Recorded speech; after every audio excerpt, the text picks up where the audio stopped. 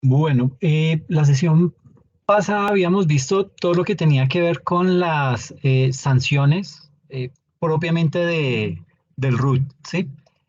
Eh, en esta sesión pues vamos a hablar acerca de lo que son esos actos administrativos proferidos por la DIAN. Vemos acá, si habíamos hablado de las notificaciones de las actuaciones y dentro de esas notificaciones de las actuaciones, eh, habíamos explicado pues esos componentes de básicamente que son los requerimientos, autos que ordenen inspecciones o verificaciones tributarias, emplazamientos, citaciones, resoluciones en que se impongan sanciones, liquidaciones oficiales y demás actuaciones administrativas deben notificarse de manera electrónica, personalmente o a través de la red oficial de correos o de cualquier servicio de mensajería especializada debidamente autorizada por la autoridad competente. Y entonces esto, pues digamos que ha venido teniendo una serie de evoluciones en el sentido en que, pues digamos que se ha venido ajustando a los avances tecnológicos. Entonces, digamos que aquí nos dice una modificación que se hizo a través de la ley 2010 de 2019, una reforma tributaria, dice que las providencias que decidan recursos se notificarán personalmente o por edicto si el contribuyente responsable, agente retenedor o declarante no compareciere dentro del término de 10 días siguientes, contados a partir del día siguiente de la fecha de introducción al correo de aviso de citación. En ese evento también procede la notificación electrónica. ¿Ok? Y así sucesivamente ha venido evolucionando la ley y de esa manera, pues digamos que la notificación también ha venido evolucionando. Entonces, mm, digamos que esto frente a lo que es las notificaciones de estas actuaciones, mm, veamos lo que es el emplazamiento. El emplazamiento directamente, digamos que el emplazamiento es un documento o un acto administrativo en el cual consta la decisión que ha sido tomada por quién, por la DIAN. Es decir, la DIAN es la que con base en examinar todo el caso, determina que lo va a emplazar. Es decir, emplazarlo a usted significa que usted incumplió con algo, sea que incumplió con la cantidad de ingresos o infló los costos, entonces digamos que hay una inexactitud en su declaración o de pronto omitió presentar la declaración, entonces la DIAN lo que hace es lo cita o le hace una notificación en donde va con el título de emplazamiento, ¿ok? Y ahí entonces lo que hace es que, bueno, vuelvo y digo, la DIAN puede emitir emplazamientos, bien sea para corregir, en el caso de inexactitud en la declaración, o para declarar, ¿ok? Cuando uno omite esa obligación tributaria. Entonces, si el contribuyente no presenta esa declaración tributaria teniendo la obligación de hacerla, pues ese contribuyente va a ser emplazado por quién? Por la DIAN.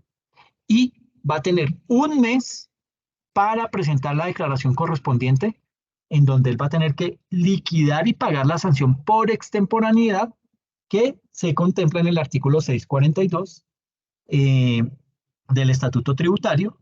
Y en caso de que el contribuyente omita el emplazamiento para declarar, pues la DIAN podrá aplicar la sanción por no declarar del artículo 643 y sobre ese particular hay que tener presente que la DIAN puede requerir al contribuyente para que cumpla la obligación de declarar dentro de los 5 años siguientes al vencimiento del plazo. Entonces, habíamos hablado acerca de estos dos artículos del 642 y del 643 en donde nos indicaba qué era lo que significaba o en qué consistía ese artículo 642 que habla acerca de la extemporaneidad en la presentación de las declaraciones con posterioridad al emplazamiento. Y aquí pues básicamente a lo que hace énfasis este tipo de artículo es que se cobrará una sanción equivalente al 10% del total del impuesto a cargo o retención objeto de la declaración tributaria sin exceder el 200% del impuesto o retención. Entonces yo les decía, si a usted no lo han emplazado y usted sabe que no ha declarado, pues presente la declaración, liquide una sanción del 5%, ¿sí? Aquí ya no sería del 10, sino del 5%, y esa liquidación no va a ser superior al 100% del impuesto a pagar, ¿ok? Cuando no ha sido emplazado. Pero cuando ha sido emplazado, entonces ya le dice, como usted está desobediente, entonces pague el 10% de sanción y que ese valor que va a pagar no exceda el 200% del impuesto, ¿ok? Entonces se le duplica esto que está sin emplazamiento, ¿ok? Eh, y el artículo 643, digamos que indica que los contribuyentes, agentes retenedores o responsables obligados a declarar que omitan la presentación de las declaraciones tributarias serán objeto de una sanción equivalente a. En el caso de la omisión, se refiere a la declaración del impuesto sobre la renta y complementarios, al 20% del valor de las consignaciones bancarias o ingresos brutos de quien persiste en el incumplimiento que determine la DIAN por el periodo al cual corresponda la declaración no presentada o al 20% de los ingresos brutos que figuren en la última declaración de renta presentada. ¿Okay? Eh, en el caso de que la omisión se refiera a la declaración del impuesto sobre las ventas, habla acerca de una sanción del 10% de las consignaciones bancarias. En el caso que se refiere a la declaración de retenciones, también al 10% de los cheques girados u otros medios de pago cancelados a través del sistema financiero o costos y gastos de quien persiste en su incumplimiento. Y en el caso de que la omisión se refiera a la declaración del impuesto de timbre, equivale a una sanción de 5 veces el valor del impuesto que ha debido pagarse. Y así sucesivamente con varios de los impuestos a los que hay que cubrir. ¿Listo? Luego viene lo que es el requerimiento especial. Ese requerimiento especial, digamos que hay que tener en cuenta que la DIAN solo puede enviar un requerimiento especial una sola vez, ¿sí? Y se deben conocer los siguientes términos que, digamos que conforman ese requerimiento especial. Entonces, digamos que el requerimiento especial debe notificarse a más tardar dentro de los 3 años posteriores a la fecha de vencimiento del plazo para declarar. Y eso se hace de la siguiente manera. Eh, digamos que lo primero que hay que hacer es que cuando una declaración tributaria se haya presentado de manera extemporánea, los 3 años cuentan desde la fecha de presentación de la declaración. ¿Ok? Entonces, si usted tenía que declarar el 4 de septiembre del 2023, perdón, el 4 de septiembre de 2022 y vino a declarar el 4 de septiembre de 2023, esos 3 años comienzan a contar desde el 4 de septiembre de 2023. ¿Ok? Otro aspecto que hay que tener en cuenta es que si la declaración tributaria arroja saldo a favor, ese requerimiento especial deberá notificarse dentro de los 3 años siguientes a la solicitud de esa devolución o de esa compensación de ese saldo a favor. ¿Ok? Entonces, eso es lo primero que hay que tener en cuenta de ese requerimiento especial, que se debe notificar dentro de los 3 primeros años después de que se ha presentado la declaración o cuando se haya presentado la solicitud de devolución de saldo a favor. En segunda instancia, digamos que una vez ha sido notificado ese requerimiento especial, el contribuyente dispone de 3 meses contados a partir de la fecha de notificación para formular por escrito lo siguiente: ¿cuáles son las objeciones que él tiene acerca de ese requerimiento especial? Solicitar pruebas, porque yo puedo también decirle a la DIAN, bueno, a ver, muéstreme, pruébemelo que usted ha logrado detectar que yo tengo unos ingresos superiores. ¿Okay? O sea, puedo solicitar eso. Puedo también subsanar omisiones si fue que las cometí y puedo solicitarle a la DIAN que se allegue al proceso documentos que reposen en sus archivos, ¿ok? De la DIAN. Pues básicamente lo que le estoy diciendo, bueno, sopórteme que yo en realidad estoy debiendo eso que usted me está cobrando. Y digamos que dentro de ese lapso de tiempo se puede llevar a cabo la práctica de inspecciones tributarias. Y en tercera, hay que tener en cuenta que una vez el funcionario de la DIAN conozca la respuesta del contribuyente, o sea, cuando yo me estoy defendiendo y le envío esa justificación, ese funcionario tiene 3 meses para responderlo. Ahora bien, si decide ampliar el requerimiento de ese funcionario, el plazo para la respuesta no puede ser inferior a 3 meses ni superior a 6 meses. Entonces, básicamente ese requerimiento especial nos dice que se hace en un término de 3 años después de realizada la presentación de la declaración. No desde la fecha en que yo tenía que presentar la declaración, no en el 2022, porque yo presenté mi declaración en el 2023. Entonces, a partir de esa fecha se cuentan 3 años. 3 años a partir del vencimiento del plazo para declarar. Eh, si se presentó de forma extemporánea, los 3 años cuentan a partir de la fecha de su presentación. Si la declaración presenta saldo a favor, entonces después de la solicitud de ese saldo a favor. Luego, esto lo hizo la DIAN, ¿no? Entonces me notificó ese requerimiento especial, la DIAN, y para eso tuvo 3 años. ¿Listo?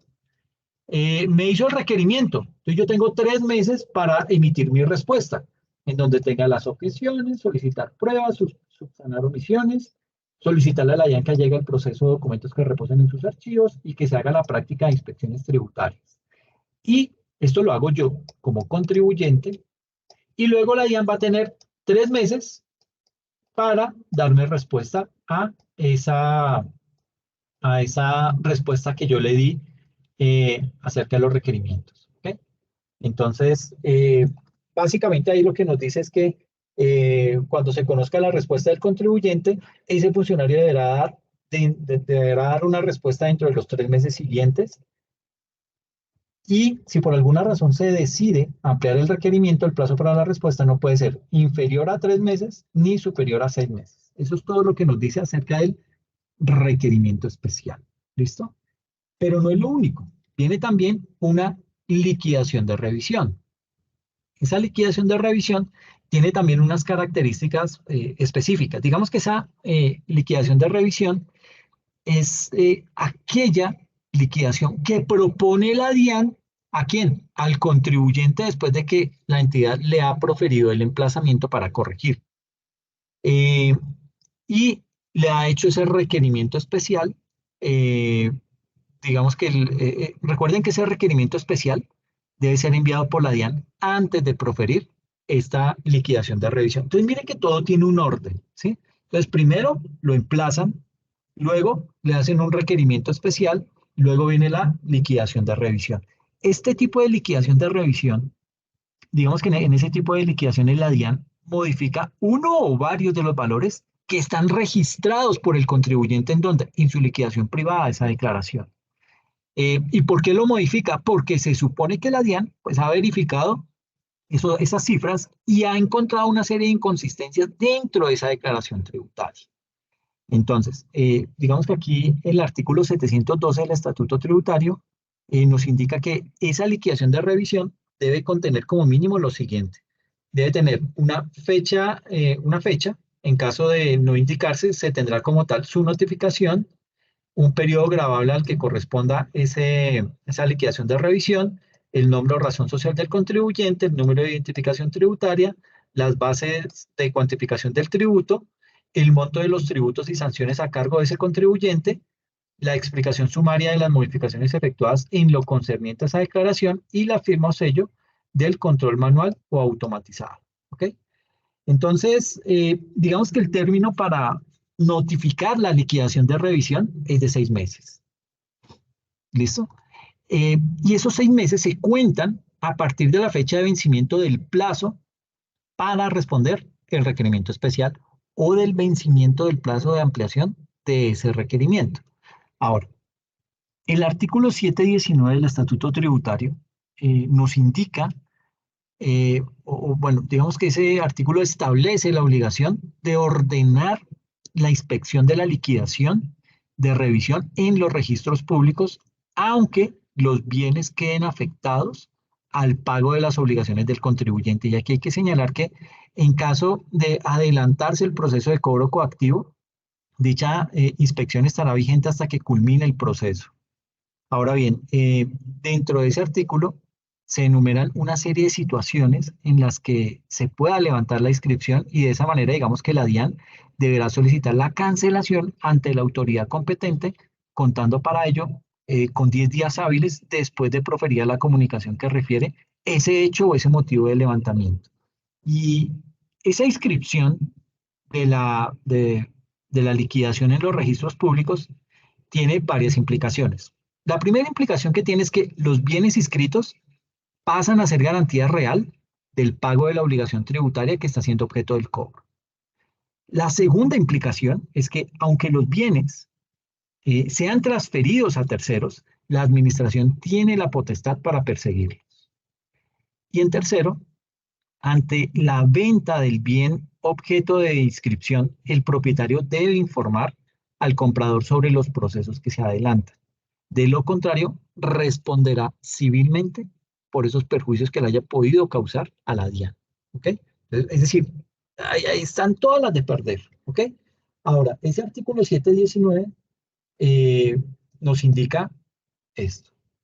La inscripción estará vigente hasta la culminación del proceso administrativo de cobro coactivo, si a ello hubiere lugar, y se levantará únicamente en los siguientes casos: cuando se extinga la respectiva obligación, cuando producto del proceso de discusión la liquidación privada quede en firme, cuando el acto oficial haya sido revocado en vía gubernamental o jurisdiccional, es decir, cuando se le gane a la DIAN, cuando se constituya garantía bancaria o póliza de seguro por el monto determinado en el acto que se inscriba, cuando el afectado con la inscripción o un tercero a su nombre ofrezca bienes inmuebles para su embargo por un monto igual o superior al determinado en la inscripción previo avalúo del bien ofrecido.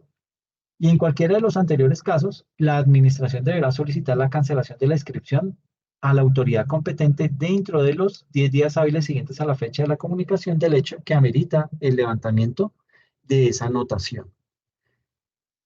Es decir, aquí, como dicen los papás, es mejor, bueno, más vale un, un mal pleito que un buen arreglo. Ay, yo siempre me meto con dichos y se me olvidan los dichos, pero es decir, es mejor arreglar con la DIAN antes de llegar a este tipo de casos, porque aquí usted se lleva el susto del siglo, porque le van a embargar sus bienes, ¿sí?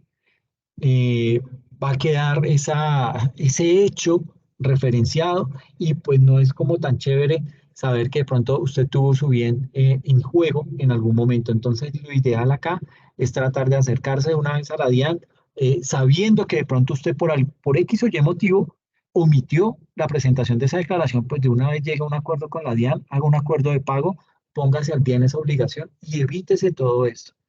Si no lo han emplazado, mejor aún, haga eso antes de que se le dupliquen las sanciones. ¿Listo? Eh, Hablemos acerca de lo que es la liquidación provisional.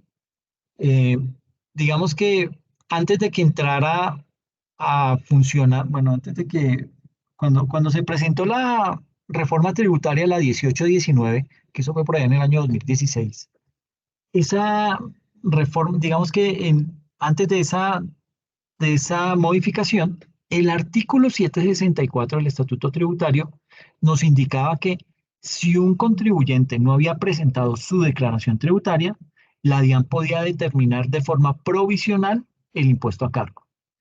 Y ante eso, digamos que había un recurso de reconsideración, es decir, usted podía interponer un recurso de reconsideración para que eh, miraran esa liquidación porque pudo haber sido que no contempló todos los costos y gastos, etc. Pero sucede que mediante el artículo 255 de la ley 1819 de esa reforma tributaria del año 2016, se modificó ese artículo, el artículo 764, y a través de los artículos 256 a 261 de esa ley 1819, de esa reforma tributaria, se adicionaron los artículos 764 raya 1 a 764 raya 3 al estatuto, al 760, fueron 5 modificaciones, entonces fue 764 raya 1 a 764 raya 6 del estatuto tributario. ¿Y para qué se hizo se adicionaron esos artículos? Pues básicamente para poder contemplar varios aspectos que son relacionados con esa liquidación provisional. Entonces, digamos que la nueva versión de ese artículo 764 del Estatuto Tributario estipula que la DIAN puede proferir eh, puede, bueno, proferir es emitir una liquidación provisional cuando pretenda determinar y liquidar alguno de los siguientes conceptos. ¿Cuáles pueden ser esos conceptos? Todo lo que tiene que ver con impuestos, gravámenes, contribuciones, sobretasas, anticipos o retenciones que fueron declarados de forma inexacta o que no fueron declarados, es decir, por omisión. ¿Listo? En segunda instancia, todo lo que tiene que ver con sanciones cuando esas sanciones se omitieron en la declaración tributaria o fueron liquidadas de forma indebida. Ahí puede la DIAN realizar una liquidación provisional. Entonces usted se la dio de vivo y dijo, yo no declaré en el año 2022, estoy declarando hoy, un año después, lo del año gravable 2022, perdón, lo del 2021. Entonces, eh, lo voy a declarar y no pago la sanción. Entonces la DIAN dice, ay, señor, me da pena, pero es que creo que se le olvidó un detallito, usted no presentó usted no liquidó la sanción. Entonces, él envía directamente una liquidación provisional. Y también lo puede hacer la liquidación provisional cuando hay sanciones con motivo del no cumplimiento de las obligaciones formales. Es decir, con tema del RUT, el tema del NIT, ese tipo de obligaciones formales que son las que me llevan a, o usted diligenció mal el formulario de declaración de renta. Entonces, eso es una obligación formal. Esa obligación formal lleva a la obligación sustancial, que es pagar el impuesto. Entonces, cuando la DIAN encuentra ese, alguna inexactitud dentro de esa obligación formal, le puede hacer una liquidación provisional. Entonces, básicamente, mmm, digamos que ahí la liquidación provisional, ¿cuándo puede ser proferida por la DIAN? Entonces, básicamente cuando hubo una omisión o liquidación indebida de sanciones en la declaración tributaria, cuando hubo un incumplimiento de obligaciones formales que dan lugar a la sanción, cuando se presentó una declaración inexacta o no se presentó una declaración, es decir, por omiso, de impuestos, gravámenes, contribuciones, tasas, anticipos y o retenciones, siempre y cuando el contribuyente que haya declarado ingresos brutos inferiores o iguales a 15.000 VT o un patrimonio bruto inferior o igual a 30.000 VT en el año inmediatamente anterior al que hace referencia a esa liquidación provisional. Y tiene aquí unas notas que dice que las sanciones derivadas de una liquidación provisional aceptada podrán reducirse en un 40% siempre y cuando éstas sean pagadas por el contribuyente en el mes siguiente a la notificación. O sea, tiene acceso a una rebaja en esa sanción. Eso está estipulado en el artículo 764, raya 3.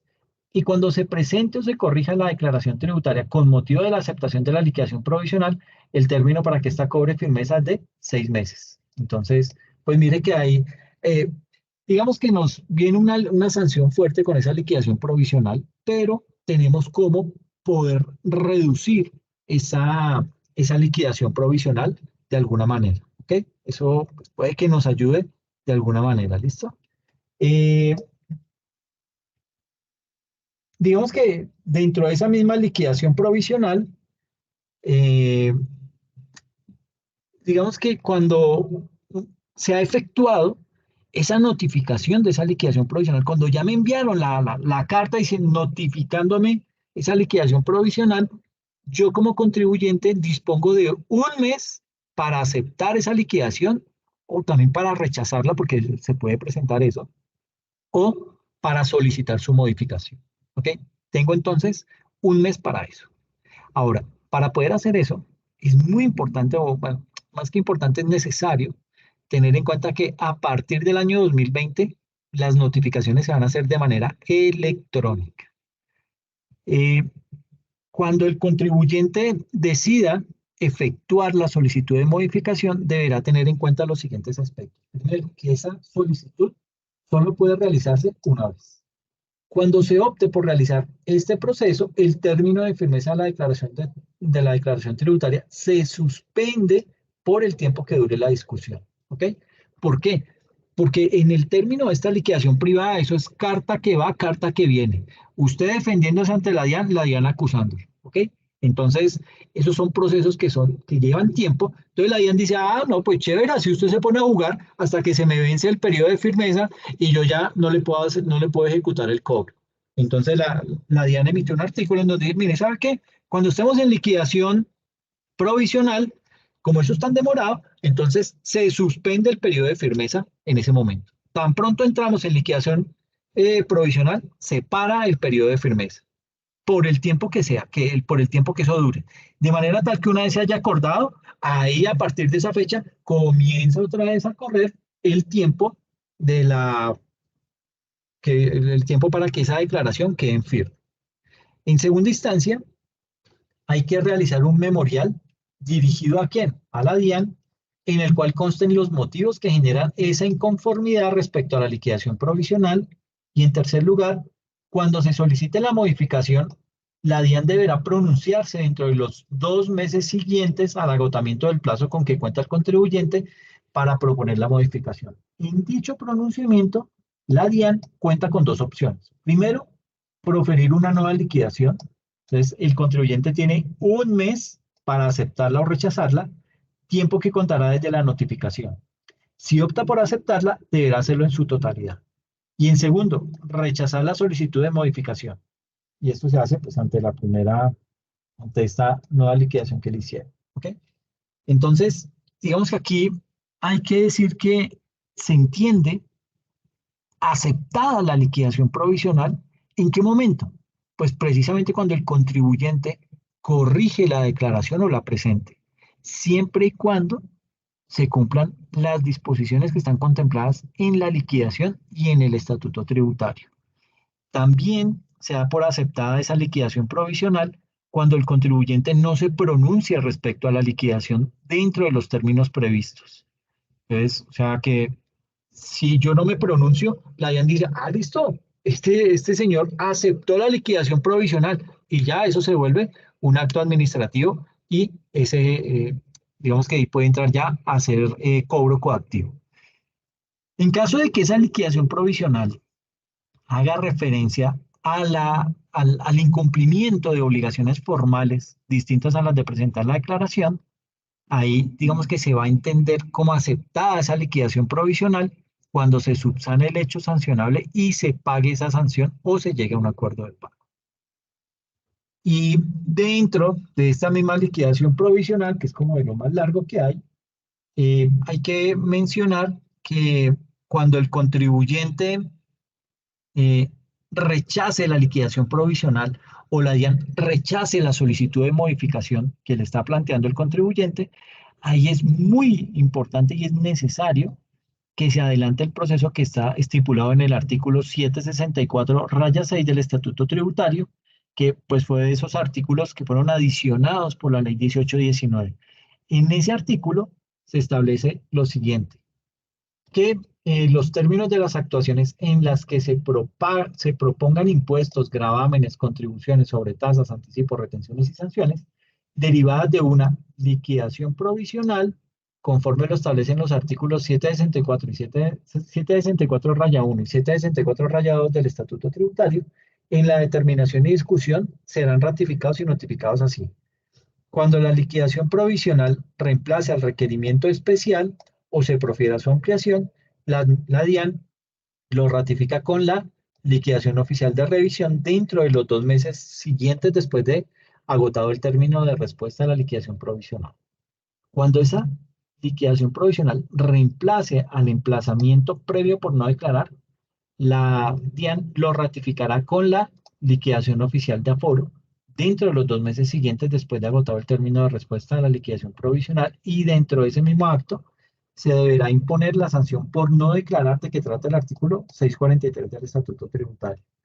Y cuando esa liquidación provisional reemplace al pliego de cargos, la DIAN lo ratificará con la resolución sanción dentro de los 2 meses siguientes contados después del agotamiento del término de respuesta de la liquidación provisional.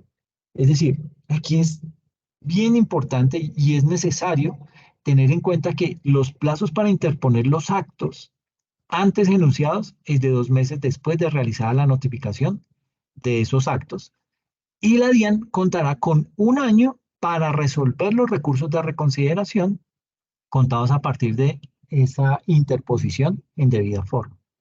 Y adicional, y de acuerdo con lo que está previsto en el artículo 764-3 del Estatuto Tributario,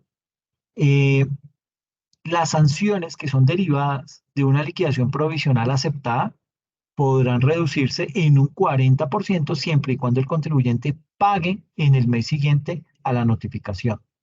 Entonces, pues, bueno, falta, digamos que ahí nos muestra que se pueden hacer todavía, digamos que aprovechamiento de algún tipo de beneficio, pero pues lo mejor es no llegar a estas instancias. Si usted está consciente de la sanción, arregle de una vez, ponga la cara, salga de problema de una vez y evite ese inconvenientes a futuro. Ahora, no estoy diciendo que es que con eso la DIAN siempre tiene la razón. No, puede ser que la DIAN se equivoca y con mucha frecuencia. Lo que pasa es que es un poquito más demorado, pero si usted tiene toda la evidencia, la trazabilidad y además es consciente de que se va a tener que exponer a un inspector, pues hágalo, ¿sí? De la pelea, y eso está bien. Si uno no tiene por qué entrar a pagar sanciones que no le corresponden, y más si usted es ordenado y tiene toda su documentación al día, pues hágalo y se defiende. Pero si no, es mejor que asuma eso de antes, digamos que trate de anticiparse a la DIAN y liquide usted su sanción de una vez. Luego viene lo que es la famosa liquidación de aforo. Sucede que eh, la presentación de cualquier declaración tributaria, cuando se han pasado, cuando hemos sobrepasado las fechas de vencimiento, eso implica la liquidación y el pago de una sanción por extemporaneidad. Y ese pago de esa sanción puede variar conforme a si se presenta de manera voluntaria o si se realiza en cumplimiento de un emplazamiento que ha emitido la DIAN. En caso de, digamos que a usted lo emplaza la DIAN y usted se sigue haciendo el loco, ¿sí? Entonces, cuando continúe siendo usted un omiso, la DIAN tiene la potestad de imponer una sanción conforme a lo que está señalado en los artículos 643 y 717 del Estatuto Tributario. Ahora, una vez se ha agotado ese proceso, si el contribuyente aún sigue haciéndose el loco, no cumple con su obligación tributaria, ahí procede lo que es la liquidación de aforo conforme al artículo 717 del Estatuto Tributario, que dice, agotado el procedimiento previsto en los artículos 643, 715 y 716, la DIAN podrá, dentro de los 5 años siguientes al vencimiento del plazo señalado para declarar, determinar mediante una liquidación de aforo la obligación tributaria al contribuyente responsable, agente retenedor o declarante que no haya declarado. ¿Ok? Y en esa liquidación de aforo, la DIAN puede determinar de manera oficial el impuesto a cargo que se encuentra pendiente de pago por parte de quien no ha realizado esa declaración. Y para eso, la DIAN dispone de 5 años a partir de la fecha de vencimiento que el contribuyente tenía para declarar. Entonces, con esto digamos que es bien importante y es preciso considerar que la liquidación de aforo, eh, al constituir el último recurso de la DIAN dirigido a que los contribuyentes cumplan con sus obligaciones tributarias, esa liquidación de aforo no implica la liquidación de otra sanción.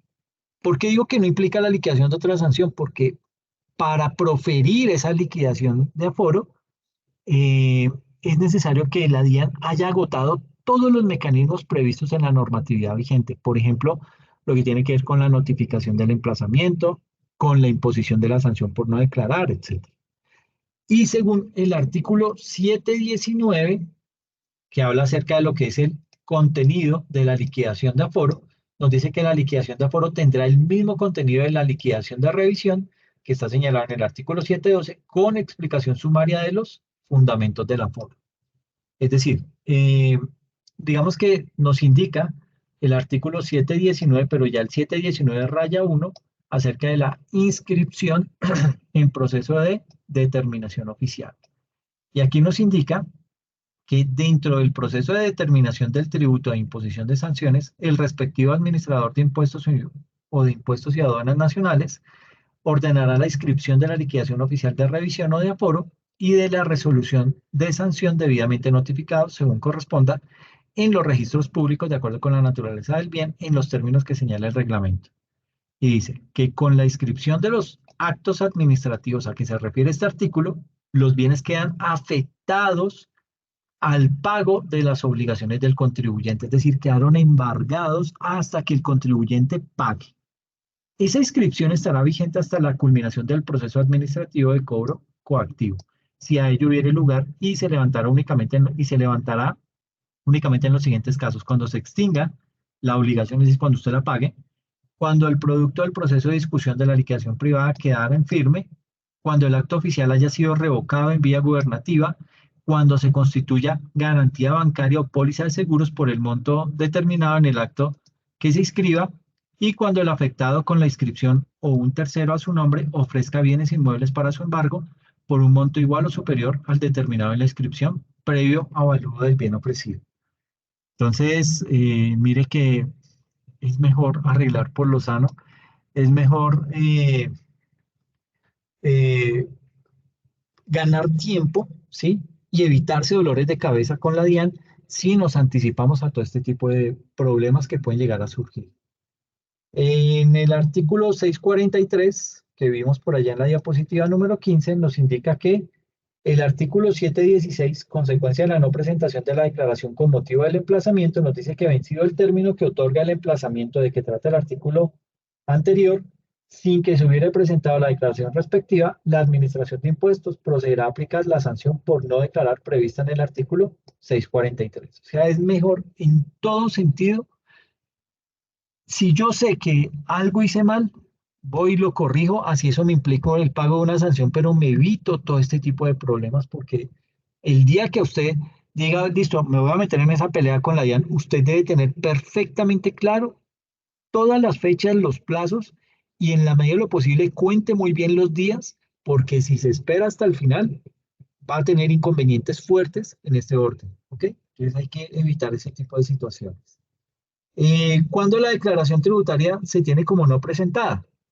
Entonces, digamos que una declaración tributaria se tiene como no presentada, y digamos que nos toca remitirnos básicamente a lo que es el artículo 579, raya 2.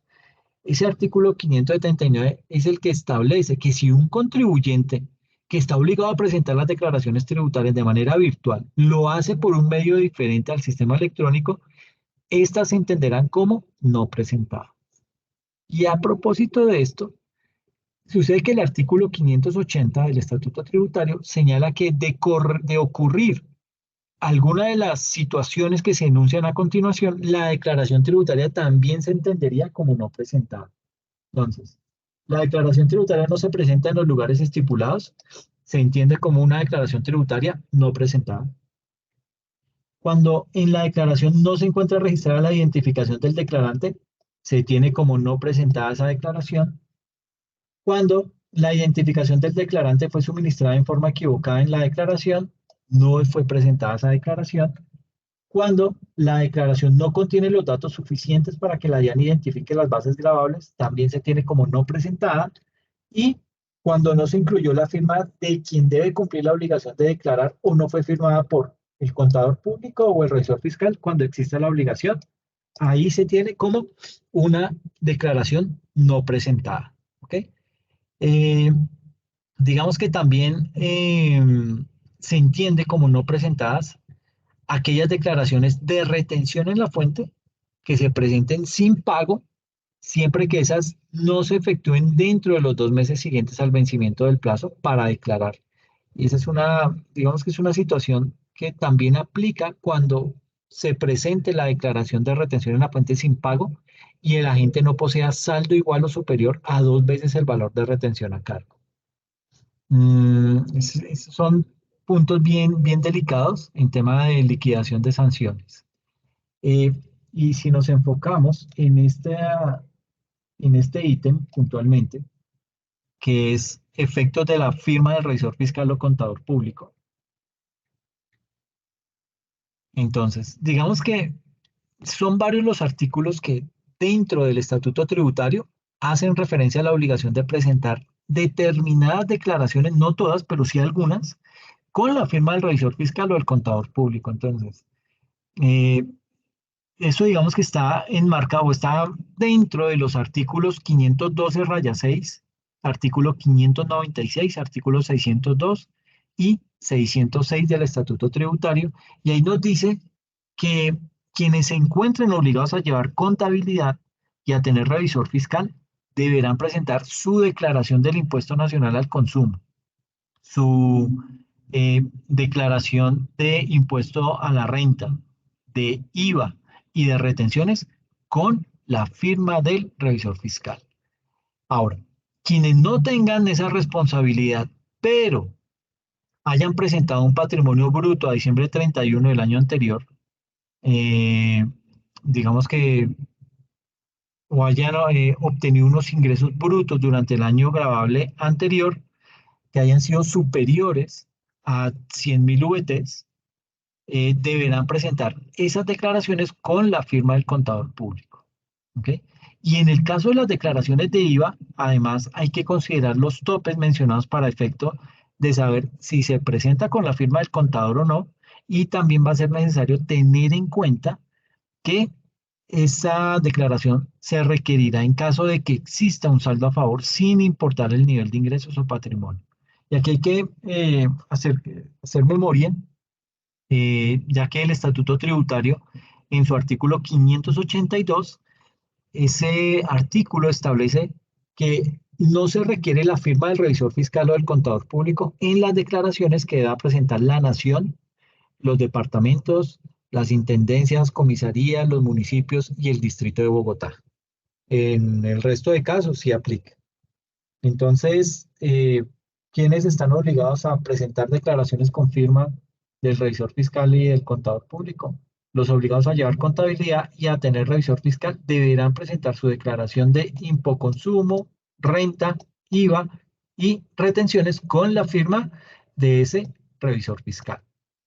Y los que no tengan dicha responsabilidad, pero hayan presentado su patrimonio bruto a 31 de diciembre del año anterior o obtenido ingresos brutos durante el año gravable anterior superiores a 100.000 VTs, deberán presentar las declaraciones con firma del contador público. ¿Okay? Si no se presentan las declaraciones con esas firmas, en cualquiera de los casos, se tiene como no presentar, es decir, como que usted es un omiso ante la DIAN. Y ahí las cosas se complican en la sanción, ¿ok? Entonces hay que tener mucho cuidado con eso. ¿Por qué es importante la firma del revisor o del contador en las declaraciones? Sucede que, según lo que está dispuesto en el artículo 581 del Estatuto Tributario, que habla acerca de los efectos de la firma del contador, eh, dice que cuando el revisor fiscal o el contador firma una declaración tributaria, ¿qué está haciendo con esa firma? Está certificando que los libros de contabilidad han sido diligenciados en debida forma y que reflejan de manera razonable la situación financiera de quien, de ese contribuyente. Y sucede que en el caso de las declaraciones de retención en la fuente, está con la firma, ese contador, ese revisor fiscal, está constatando que las operaciones registradas en los libros de contabilidad fueron sometidas a retención. ¿Ok? Eso es bien importante. Aquí nos dice que sin perjuicio de la facultad de fiscalización e investigación que tiene la Administración de Impuestos para asegurar el cumplimiento de las obligaciones por parte de los contribuyentes, responsables o agentes retenedores, y de la obligación de mantenerse a disposición de la Administración de Impuestos los documentos, informaciones y pruebas necesarios para verificar la veracidad de los datos declarados, así como el cumplimiento de las obligaciones que sobre contabilidad exigen las normas vigentes, la firma del contador público o del revisor fiscal en las declaraciones tributarias certifica los siguientes hechos: que los libros de contabilidad se encuentran llevados en debida forma, de acuerdo con los principios de contabilidad generalmente aceptados o específicamente con el estándar internacional, dependiendo del grupo al que pertenezca la empresa. Grupo 1, grupo 2 o grupo 3. Segundo, que los libros de contabilidad reflejan razonablemente la situación financiera de la empresa. Y tercero, que las operaciones registradas en los libros se sometieron a las retenciones que establecen las normas vigentes en el caso de la declaración de retenciones. ¿Ok? Ahora bien, si se cumplen las condiciones especiales que están estipuladas en el artículo 640 del Estatuto Tributario, el contribuyente podrá reducir la respectiva sanción al 50 o al 75%. Entonces, imagínese que usted eh, se le olvidó declarar el año pasado. Entonces, usted tenía hasta el 4 de septiembre del año pasado y no declaró. Hoy, 4 de septiembre, presentó la declaración de ese año. Y usted, juiciosamente, presentó la declaración con la respectiva sanción y los intereses de mora. Entonces, a eso usted le puede aplicar, usted se puede acoger a este artículo 640 y optar por aplicarse un descuento del 50 o del 75%. Entonces, dice lo siguiente, esto, que si un contribuyente, por ejemplo, decide corregir en agosto de 2018 su declaración de renta del año grabable 2017, la cual presentó en abril de 2018 sin la firma del contador, deberá en ese caso calcular la sanción de extemporaneidad contemplada en el artículo 641 del Estatuto Tributario, que correspondería al periodo comprendido entre abril y agosto de 2018. Eh, Suponga que dicho cálculo arroja un valor de 50 millones de pesos, en cuyo caso y aplicando las normas mencionadas, el contribuyente podrá reducir dicho valor de la siguiente forma. Primero, aplica la norma del parágrafo 2 del artículo 588 del Estatuto Tributario, el cual señala que a esos 50 millones de pesos usted le puede aplicar un 2% y que el valor de esa operación no puede exceder las 1.300 VTs. En ese caso, el cálculo anterior arrojaría un valor de 1 millón de pesos. ¿Okay? En segunda instancia, entonces, nos dice, seguidamente y por aplicación de la norma del artículo 640, podrá tomar el valor de 1 millón de pesos y reducirlo a su 50%. Lo anterior arrojaría un valor final de 500 mil pesos por concepto de la sanción de extemporaneidad doblemente reducida. Este ejercicio hay que hacerlo siempre que usted va a calcular sanciones. ¿Por qué?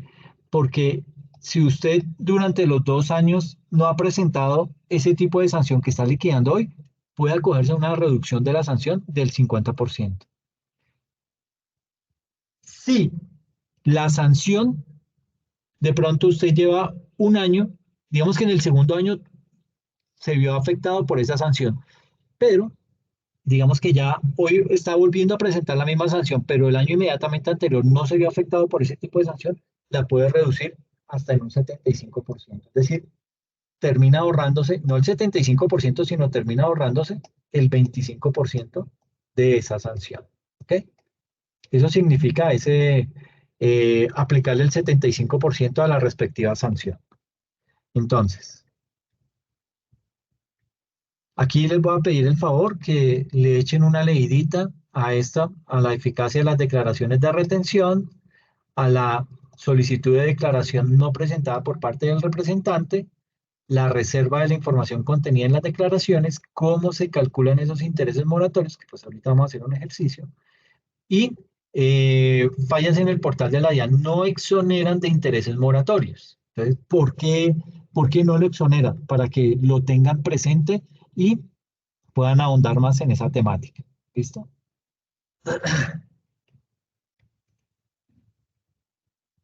Reducción de sanciones y otros principios en el régimen sancionatorio. Entonces, digamos que ese artículo 640 se vio modificado también por la ley 1819 por esa reforma tributaria y allí se reglamentó la aplicación del principio de lesividad, el principio de proporcionalidad, el de gradualidad y el de favorabilidad en el régimen sancionatorio. ¿Para qué se hizo eso? Digamos que lo que eso significa es que eh, el valor de la sanción podrá reducirse al 50% o al 75% del monto, dependiendo de quién la liquide y el periodo en que se comete la conducta sancionable. Eh, digamos que si la sanción debe ser liquidada por el contribuyente, bueno, por ese contribuyente o por ese agente retenedor, esa sanción se puede reducir en un 50% dentro de los 2 años anteriores a la fecha de la comisión de la conducta sancionable, siempre y cuando no se hubiera cometido esa misma sanción. Pero Usted también, digamos que la puede reducir a un 75% si es dentro de un año. Es decir, si no fue dentro de 2 años, pero fue por lo menos hace un año usted no presentaba ese tipo de sanción, puede acudir a esa exoneración del 75%. Entonces, para poder dar aplicación a cualquiera de las dos reducciones, es necesario que la DIAN no haya proferido un pliego de cargos ni haya proferido un requerimiento especial o un emplazamiento previo por no declarar. Usted puede acudir a esas reducciones de sanciones si lo está haciendo a mutuo propio. Si usted específicamente es consciente de ese tipo de sanciones, usted presenta la declaración y liquida su sanción, puede acogerse a lo que dice el artículo 640.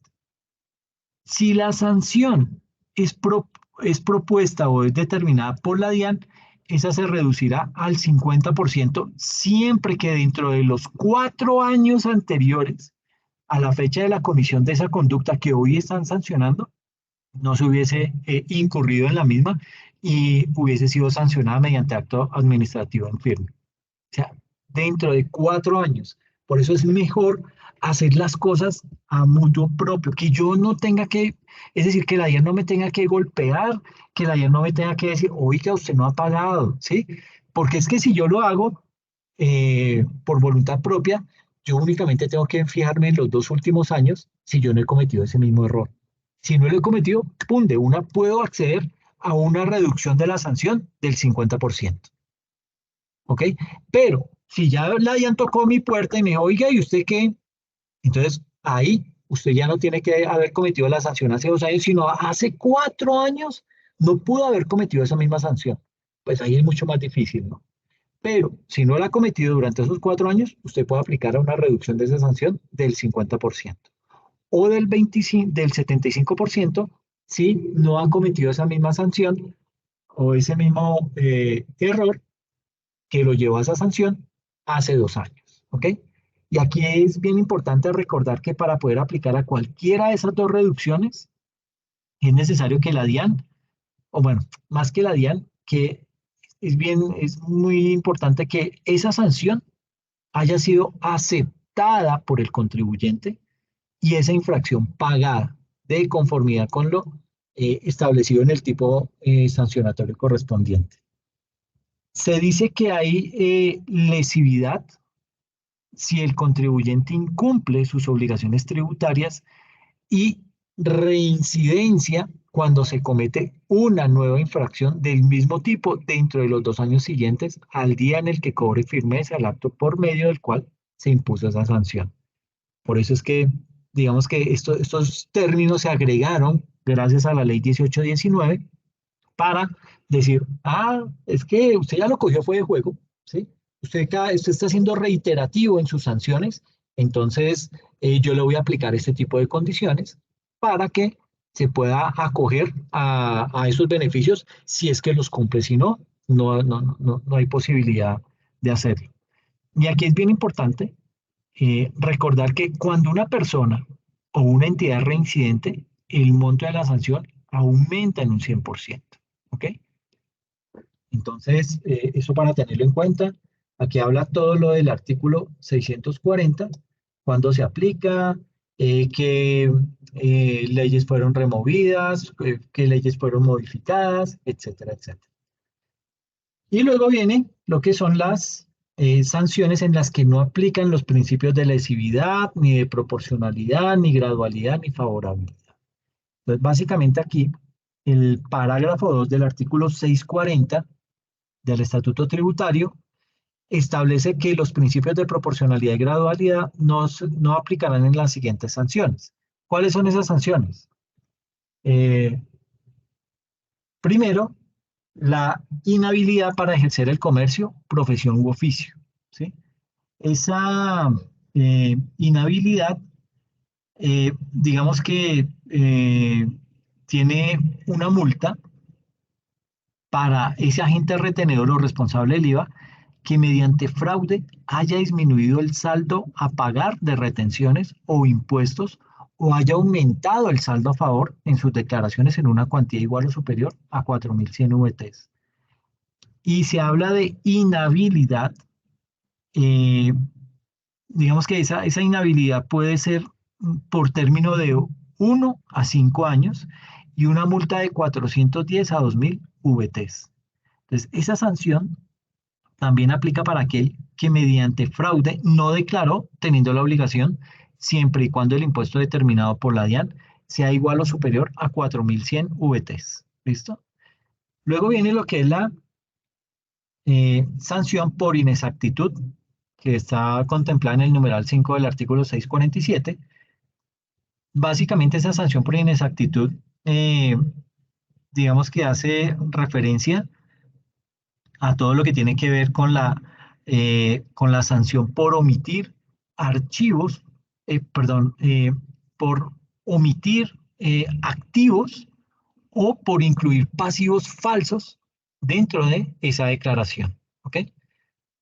Luego viene lo que es la sanción por no facturar, la sanción de clausura del establecimiento, la sanción a administradores y representantes legales, la sanción por evasión pasiva, la sanción por informar datos falsos, incompletos, equivocados en el RUT, la sanción por omitir ingresos o servir de instrumento de evasión, la sanción por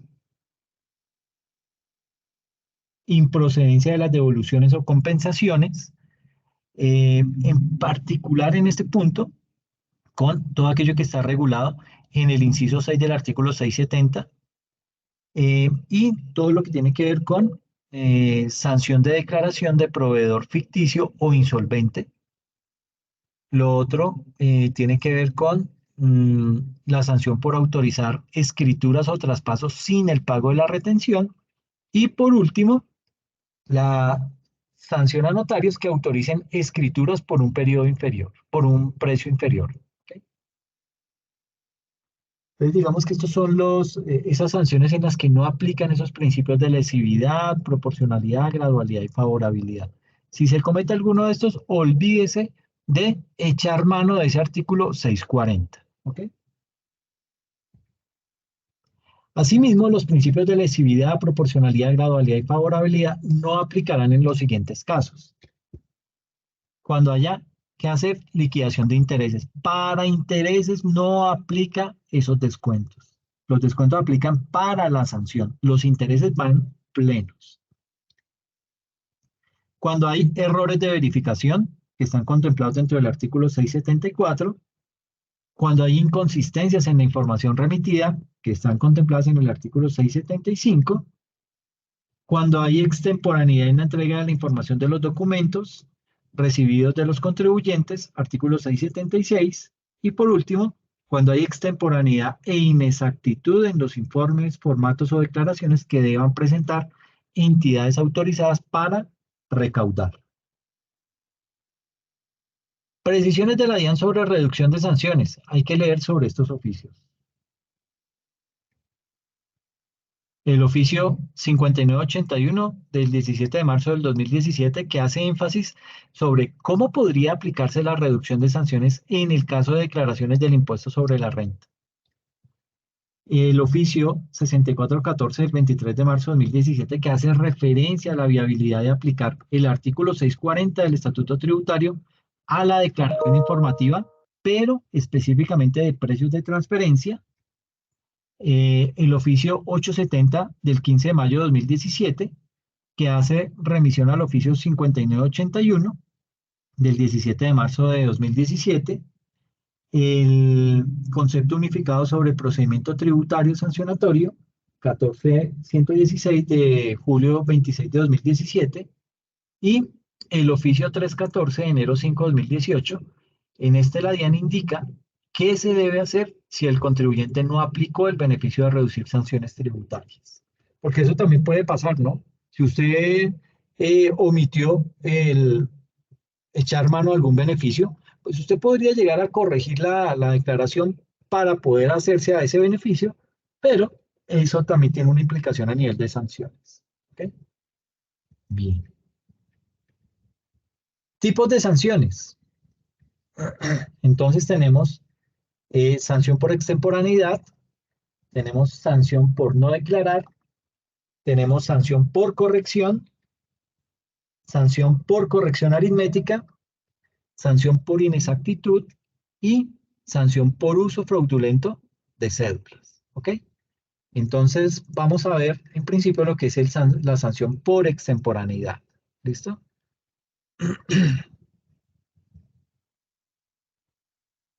Bueno, ahí digamos que esa sanción por extemporaneidad, hay que tener presente que nosotros como contribuyentes debemos cumplir con nuestras obligaciones tributarias dentro de los plazos estipulados por el gobierno nacional y esos plazos o esas fechas se fijan cada año mediante un decreto. ¿Ok? Dicho esto, cuando el contribuyente no presente sus declaraciones tributarias dentro de esos plazos que ha estipulado el gobierno, ese contribuyente puede incurrir en una sanción por extemporaneidad y esa liquidación depende primero del tipo de declaración, de si se calcula antes o después del emplazamiento y si el contribuyente cuenta con la posibilidad de reducir esa sanción. Entonces recordemos y tengamos presente que el estatuto tributario contempla una sanción de aplicación general. ¿Sí? Ahora, hace precisiones respecto de algunas declaraciones o aspectos que detallaremos a continuación. Entonces, dice lo siguiente, dice que aplicación general, cuando es una sanción por extemporaneidad, entonces sanción antes de emplazamiento y después de emplazamiento, ¿ok? Entonces, cuando existe impuesto a cargo, me toca calcular el 5% del total del impuesto a cargo por cada mes o fracción de atraso sin que el resultado exceda el 100% del valor total del impuesto. Esto ya lo sabemos.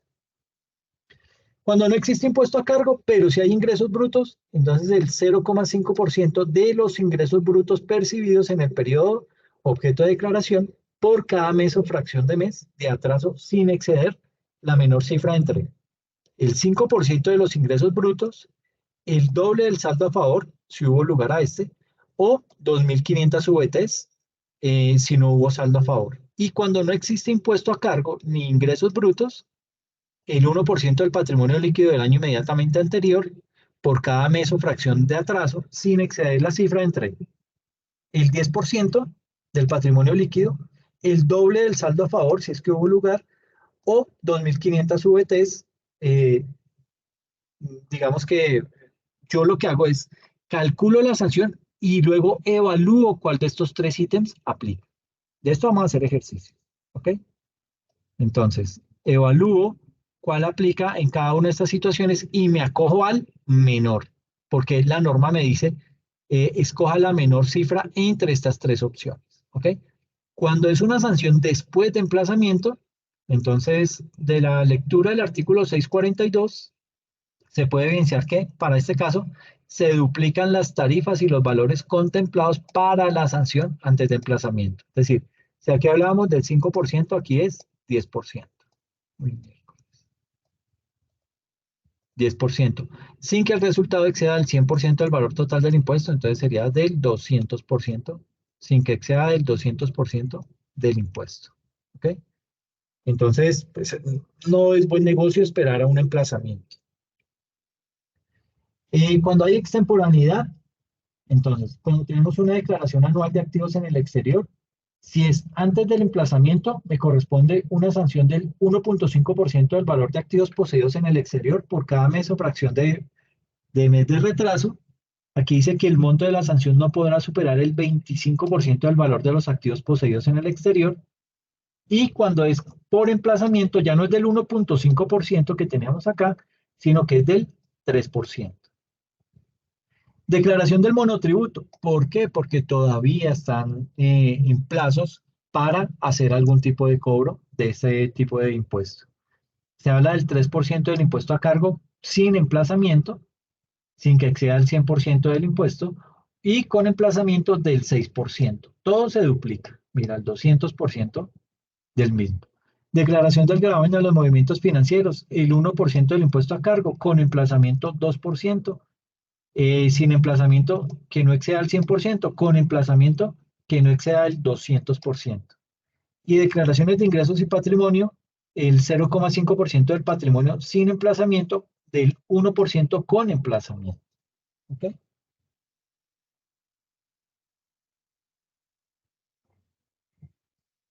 Entonces, de la sanción por extemporaneidad, digamos que cuando una persona está obligada a declarar, eh, digamos que cuando esa persona que está obligada a presentar esas declaraciones, presenta esas declaraciones tributarias por fuera de los plazos, perdón, eh, va a estar sujeta a la sanción por extemporaneidad que está contemplada en el artículo 641 del Estatuto Tributario. ¿Ok? Eh, y ahí digamos que hay que tener en cuenta los siguientes criterios que nos enumeran acá. Deberá liquidar y pagar una sanción por cada mes o fracción de mes, calendario de retardo equivalente al 5% del total del impuesto a cargo o retención, objeto de la sanción, sin que pase el 100%.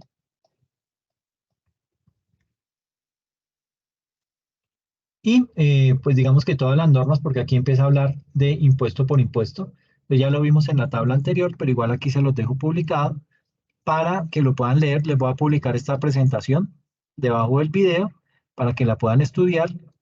Eh, y aquí ya viene un ejercicio. Pero yo creo que este ejercicio lo hacemos la próxima clase porque lo que vienen son ejercicios de aquí en adelante. ¿Ok? Entonces, teniendo en cuenta las formulitas que hemos hecho y todos los cálculos, entonces lo que vamos a hacer son ejercicios para que ustedes puedan, digamos que, mejorar los cálculos de ese tipo de sanciones.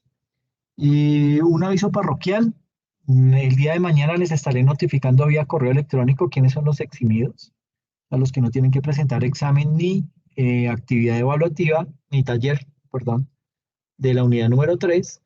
Y en contraprestación yo les coloco 4. Entonces yo les mando un correo a ellos y ese correo me lo deben responder. Sea que sí aceptan o sea que no aceptan. ¿Listo? Pero ya pues digamos que queda a criterio de ustedes. ¿Listo? Eh, no sé si de pronto quedó alguna duda. Todo esto lo vamos a aclarar con los ejercicios. Por eso les voy a publicar esta presentación para que por favor la puedan estudiar y puedan, digamos que llegar preparados para desarrollar este tipo de ejercicios que, digamos que ustedes saben que yo siempre les doy punticos por su participación, entonces para que se animen y participen en el desarrollo de estos ejercicios. ¿Ok?